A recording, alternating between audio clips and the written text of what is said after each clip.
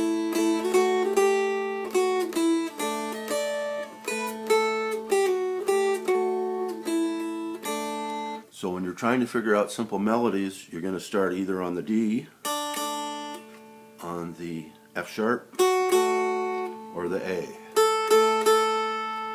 And you'll just have to play with it and see what works. And as far as playing those chords again, just play a straight strum at first, but you can do other things with it. So you can play, or you can play,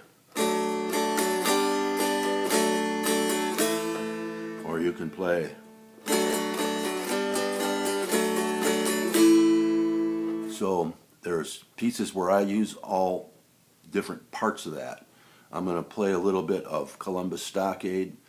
There's only a D chord and an A chord in the first part, and then in the second part there is a G. Way down in Columbus, Georgia, I want to be back in Tennessee. Way down in Columbus Stockade, my friends have turned their backs on me. You can go and leave me if you wish to. Never let it cross your mind, 'cause in your heart you love another. Leave me, little darling, I don't mind. So you can experiment with strumming styles as well. So that's a good basic way to get started.